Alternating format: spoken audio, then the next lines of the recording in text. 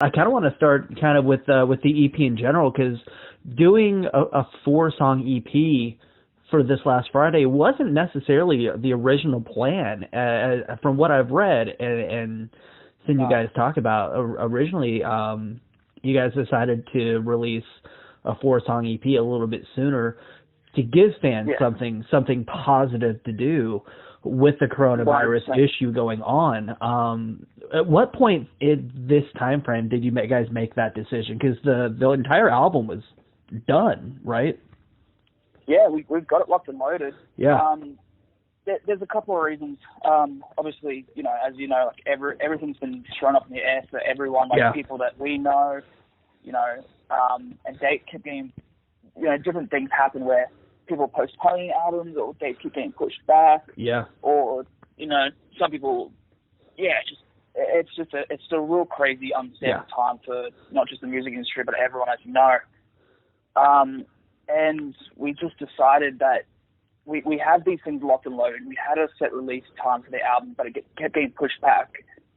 Yeah. Obviously, we had the Antidote clip, so we're just like, let's just commit to some of these now, so that we can give fans exactly what you said, something to do, something to listen to, something to have tangible while all this is going on, and then release the other stuff. Basically, then release the full album, like the other 4 songs, as a second EP, but as the full album. So it won't be 2 different EPs. It'll be, this is the Antidote EP, then there'll be the Young Lover album, which will include all the songs on the Gotcha. So it's not that, and that's one question I had, is whether it was going to be like a double EP release, or you can see a lot of bands do like a double album or a part 1 and a part 2. There's a lot. This also opens up a lot of doors for possibilities of what you could do with the release as well. Sure. And it's really that's the plan too. Is that obviously right now, like that touring is just shot in the foot. Yeah.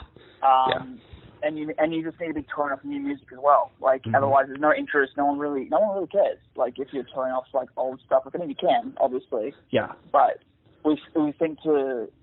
Yeah, there's definitely a couple of different reasons why we did it this way. I think this is the most exciting way for us to do it, where we reached a compromise where things kept getting pushed back, and we're just like, let's just get something out there now because we want to connect and we want to deliver on somewhat of a promise that we had of, a release date.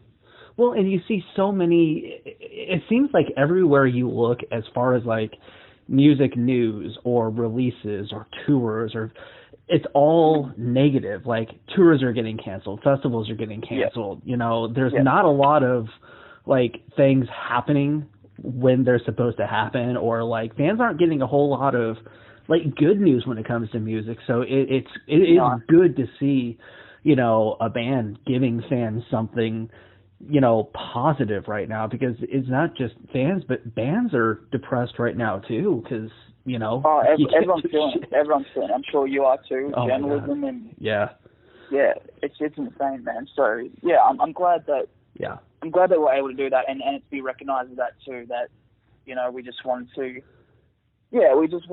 give to the community that's given so much to us. And exactly what you said. There's just been so much negativity and so much. This is cancelled, or postponed, or even cancelled and not even like not necessarily a near set date, but almost indefinitely. And you just go, oh my god! There's no like definite date for when things are gonna happen. They're like, nah, it's just not happening now. And all of us are like, well, is it gonna? Like, when's it going to? You know what I mean? But this all taking a bit of power back in our own way too. Is just going, no, we are committing to this idea. Yeah. Instead of just sort of pushing things back indefinitely, just going, no, we're going to commit to something, and then that also keeps you sane as well, to work towards something, and keeps fans engaged and excited that that's happening. That it's not just I don't know when that's coming out, or I don't know when we're touring, or Right, but also when it comes time to tour, it's always. When it comes to new music, it's like a two-sided thing. It's exciting to have new music for fans as well as the band, but when new music comes out and it gets played live, when it's so soon, a lot of times fans don't always they don't always get into the new music at first because they don't know it live, or sometimes they do. They're like, oh, like you're dropping eight new songs exactly that they haven't heard before. Yeah, for sure. But now with COVID happening right now, and you guys releasing the new music now, when it comes time to finally go out onto the road, fans will know the new music. They'll know every word, and they already are, and they're already falling in love with the new songs. We talked about the Too Young to Give a Fuck a little bit ago. Yeah. I was just watching that video when you called too, and it's such a cool idea, man. I mean, was that kind of happy coincidence with the idea for the video, having the fans do like a virtual sing along to it, or was that something that came along after this all started? It literally was after this all started. It's it's one of those things where we had the Antidote clip. We've literally got the Too Young video done within a week with some crazy work from everyone on the team and our editors and all that sort of stuff like that. Where we knew the release was coming out on Friday, and we were trying to think of like just some clips to, we had some ideas floating around for. Antidote is the lead single off the EP, but then it's like, well, we need something else to back it up so that people have something exciting to get about, not just the new music, but something else to look at as well. Yeah. And we had a couple of different ideas sort of floating around, which I can't even sort of remember at the top of my head now with all the madness and chaos going on. Right. And we just got down to it, and we were talking amongst the band, and we've seen so many people do like exactly what it is, like the squares and that sort of stuff like that. I'm like, oh, well, we could do something like where, we're in different squares together doing different stuff and blah, blah, blah, blah. Yeah. And then I just had the idea to take it one step further. I was just like, well, why don't we just try to get everyone involved and get fans to submit videos and we do it that way? Because first of all, that's going to make for a more interesting clip than what we can probably do by ourselves. It's going to keep people engaged and give them something to do during this time. So, and also it's just super inclusive. Like we had easily over 100 submissions. Wow. It was pretty crazy. Awesome. So I think it's a weird time, but it's a video out of like happenstance of what everything that's going on. But I think it's been something that's been nice to do. I don't think this video clip would have happened unless this was happening. Yeah, definitely. Yeah, we probably wouldn't have the idea because you get back into core and you have to creatively get yourself out. You go, well, how are we going to make this video? It's like, okay, well, we can't be together, so let's do this. So let's take it even one step further. And it really reminds me of like a Zoom call. It really looks like you guys are calling, doing a Zoom chat with all of your fans playing the song. It looks like everybody's singing it together at the same time and dancing and partying it up. And that idea, I don't think it would have fit with any other song on the EP either. I feel like this is the perfect song for that, because the song really is, to me it's a celebration of what being young is all about, because I remember when I was in my teens and 20s, I really was too young to give a fuck about anything. It didn't matter. And now I look back, I'm like, how did I not go to jail? How am I alive? I just didn't care, because you're invincible, I mean, and that video is just kind of encapsulates that, that happy feeling of youth. I feel like it's so awesome. I think also it's true for us. It's definitely, it's not just a sort of a statement on that, but it's more of a statement of a frame of mind. Okay.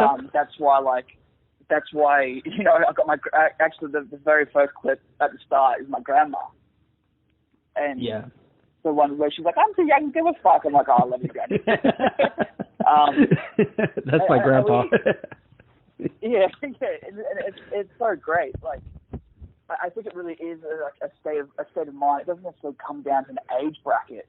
And we didn't really think of an age bracket when we sort of had it in mind. And we even talked, our producer Jimmy Messer, he said, he goes, man, I'm in my mid-40s and I'm too young to give a fuck. That's true. Yeah. Yeah. That makes sense. And we really sort of built around that sort of frame of mind as well. Just, yeah, it's like, doesn't matter how old you are, like, if you're young at heart, you got the, you know, exactly. That makes sense. You're too young to give a fuck. Yeah, I love that, man. Yeah, that makes perfect sense. And then you have the video for Antidote, which that song is, contrast, yeah, very polar opposite in a lot of ways. Which I don't know why that might be my favorite one on the record. Maybe I just relate to it the most right now. Tell me a little bit about. I'm sorry, what's that? No, you go on. Sorry. No, you're good, man. I was just going to say, tell me a little bit about what that song means to you and where that song came from, and really the story of the video and what you guys wanted to do to kind of visualize and bring those lyrics to life visually. Yeah, for sure.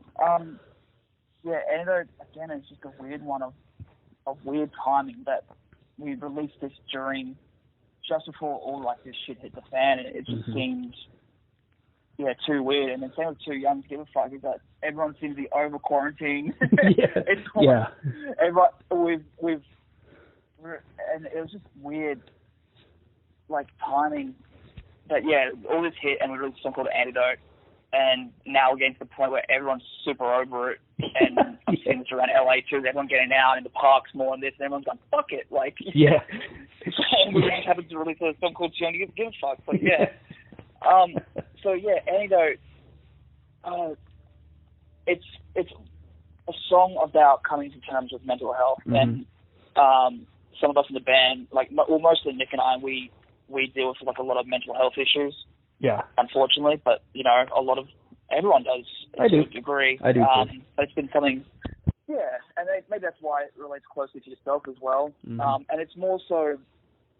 It's a song about coming to terms with it and being okay to need help and to sort of lean into that, because I know it's becoming more widespread now, and a lot of people are talking about it, but it still does sort of be some sort of taboo subject or a form of weakness or maybe a self-perceived weakness as well. But it's a song about coming to terms with that and being okay with it and just leaning into, I need something to help me get through this, and that's okay.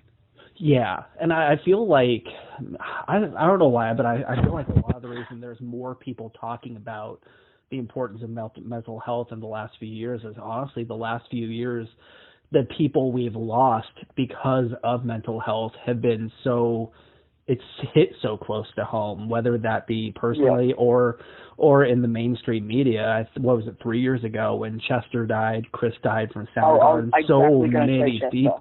I was exactly going to say him. Yeah. That made it more real, you know, because those guys' music, and Chester's especially, it meant those lyrics and that music helped so many of us through those times, you know, and because of stuff like that, I feel like that's made people open up more about it, because we don't want that to happen again, and it might, but it's become more real to us now. Well, it definitely will, and that's the unfortunate thing, is that these are the things that we deal with in life, and I think that's hopefully what people can get out of Antidote as well, is to not suffer in silence, not just gritting your teeth and try to get, you know, grit your teeth rather, and try to get through it. And right, you know, I don't know Chester's exact way of how he helped himself and stuff like that, and you know, obviously it's severe enough. Right. But yeah, these things are going to happen, and I guess our message is to sort of go, it's okay to feel this way and get help, because, like we said, it's getting around more and more now that it is becoming less taboo, but it still does feel like there is some perception of weakness or, you know, what's wrong with you. I feel like it's always going to be there to a degree, but now it's becoming, it's okay to not be okay. You know what I mean? Like, it's okay to not, you know. Yeah. Everybody. I think more and more people are experiencing it too, that hopefully is coming to a level of understanding. Is that when someone goes, you know, I'm feeling this way, and you go like, you know what, I felt that way too, and I can't, you know, and I understand what you're going through. So it's almost like a camaraderie thing as well. I definitely have seen that the last couple of years as well. Instead of sort of people getting shunned, or going, oh, what's wrong with you? Like, don't talk to me, this or that, or people definitely coming out just going like, I understand it, like, and being more sympathetic. Yeah, and that's the best thing about music, and rock music in general as well. But music in general the music community is such a community, and when something is bad, we all come together to try to make it better. And whether that's through lyrics, through a concert, or just sitting down and talking about how a certain band's lyrics and music saved your life, it's amazing when you sit down and you find that other person who's been there with you through music. It's a lifelong bond that can never be broken, and you get a lot closer through. Some of my best friends I met at concerts or just met because of music, and we're best friends to this day. That's great. Yeah, that's awesome. And that's the best thing about music to me. And I feel like a lot of these songs, whether it's Bad for Me or Too Young to Give a Fuck or Antidote, it's 4 songs, but they're 4 very powerful songs, I feel like. I feel so too. Yeah. They're all different. They're all different. They all have different messages or a frame of mind. And there are obviously sonic similarities, but also differences. But we feel that not too far out of the box where it feels like a different band. Like, we feel like that's our sound. Yeah. It's a little bit different sound than you guys did before. With The Escape. The Escape there's still some similarities between the two, but I feel like musically this one's a little bit more peaceful up until you get to that last song. It's a little bit more sonically peaceful, but you let the lyrics do the heavy lifting as far as the power behind it. Sure. It's more lyrically driven. That's exactly what we went through with the Escape album. Obviously, we're doing a lot of the local scene and touring around the country and stuff like that. And you have to compete. You have to compete sound wise. You got to make a statement. You got to make a statement. We just thought also everything had to be like big and loud and anthemic, like larger than life type thing. And that definitely does work, and that is a really big part of our sound. And I think we've selected places now to do it in different songs instead of being the whole song is like big anthemic chorus and broken down verse, big anthemic chorus, broken down bridge with we sort of selected where we put those elements because we don't need to almost have a pissing contest. We're going like, let's concentrate on the songs.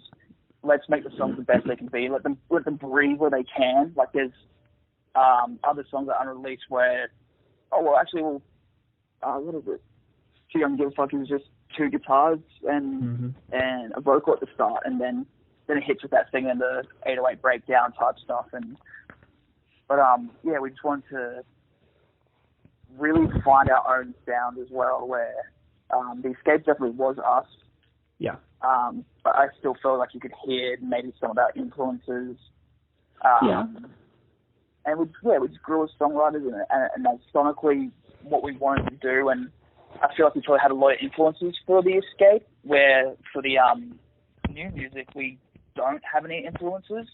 Okay. In a weird way, it's sort of just it's coming from within. We're just going, let's just make what we want to make. It's what came out when you sat down to start playing the. There was no outside influence of going this local, like not local scene, but like the touring scene. It's everything having to be, I'm louder than you, then I'm louder than you, or this or that, or there was no. I like these bands, like these sort of bands, sort of what we liked and crafted our sound. Yeah, it was literally like we sat down and just sculpted out our own sound bit by bit. And that might be why it sounds so really honest too. I mean, that's probably why. It's so deep. I mean, and I feel like the best records are the ones that don't sound like the record or the music that came before it, because fans don't want, as much as they might say they do, fans really don't want to hear the same thing over and over and over again, because then they get complacent and bored too, and then that just doesn't help anybody. I mean, look at Theory of a Dead Man, and their music now is nothing like it was 10 years ago. They've completely evolved into something different. Linkin Park did it, and it's good. Well, other bands bring the horizon. Like, oh my God, that new stuff is so different. I mean, and I love it. Yeah, Asking Alexandria is doing it right now as well. Yep. Yeah, for sure. Yeah, I just got Sirius XM, and I'm hearing all the new music again for the first time, and I was like, that doesn't sound like them, but it's awesome. Framing Hanley just came back and did the same thing with the comeback record, where completely different than what they did before, but it works, because you don't lose the entire essence of what made you a band. It's still there. It's just you kind of evolved a little bit. That's exactly what we were trying to capture with this too, is we explored a lot more different sounds, but also make it sound like, a band can play this. Yeah, exactly. And that's the hard part, is finding the line. Is it different, but can we also play it live at the same time without using too many backing tracks and, artificial elements? And that's always been so important to us too, is the live element. Yeah. Like, obviously, like all of it is, but we always consider live. Right. And that's the best part of it, because fans want to hear that. When fans find a new song that they love, they want to hear it live. And it's the bands that release new music that never play it live that the fans get really, really just sick of sometimes, because it's like, you've got all this new good music, play it, But with this one being split in half, I mean, is there a release date in mind for when the full length will finally see the light of day? I know the EP just came out Friday, but the full length is done. Was it hard to figure out what songs to put from the full length onto the early release, or what did they just kind of you're like, oh nope, this one's coming, this one's going, this one's going? I think the only two ones that we knew for sure, obviously, was Antidote, because it was already released as a single. Yeah. And we looked across the board, and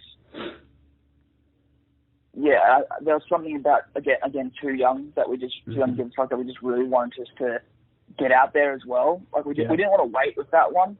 Right. And then the other two, Showing What It's Like to Love and Bad to Me. Bad to Me is my personal favorite. Actually changes. There's one coming out later called Crazy that we did that is a real contender for my personal favorite. I can't wait to hear that. And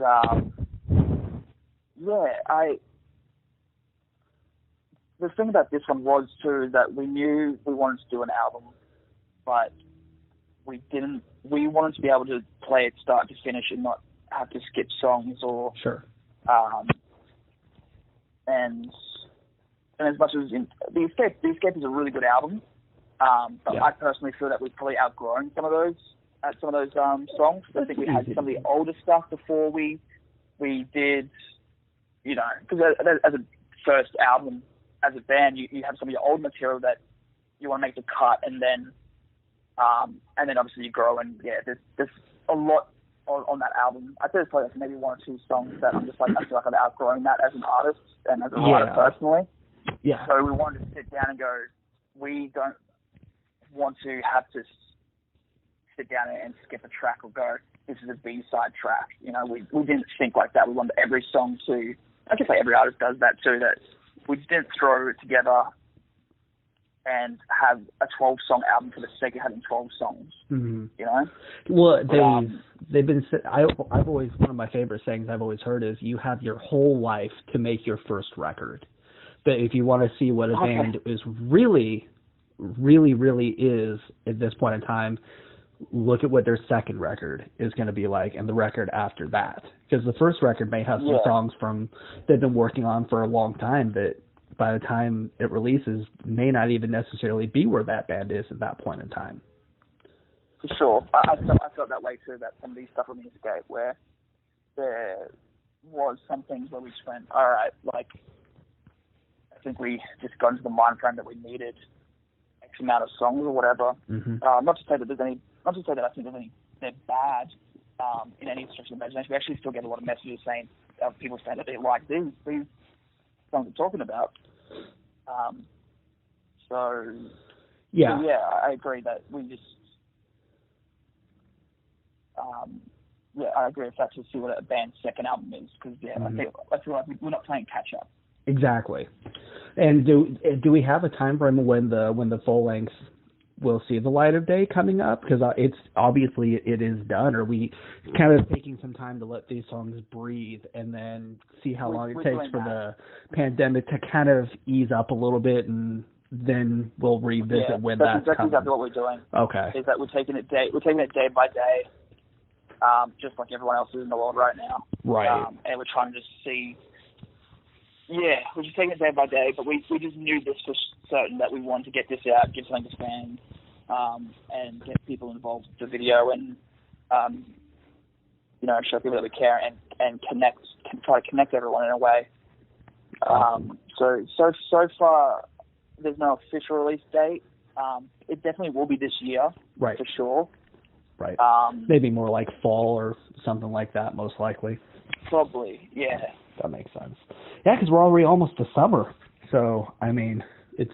Yeah, and we definitely don't want to release something like at the end of the year where, like, as you probably know, that the music industry shuts down basically December, January.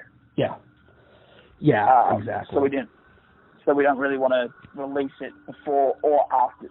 We don't really want to release it during December, and we don't want to release it after January, We want to get it out, because by then we're probably going to have more songs, and that's a possibility too, that we could still get back in and put some more songs, down. But true. Yeah. Makes sense. So right now, we're always working on stuff. There's nothing super official. I think we've just been so concentrated on getting this clip done, getting the release done, that now that we have, we can probably take a step back and start to look at some more options and figure out where to go from here. But awesome. Yeah, we're just sort of in the midst of it, just trying to get this out.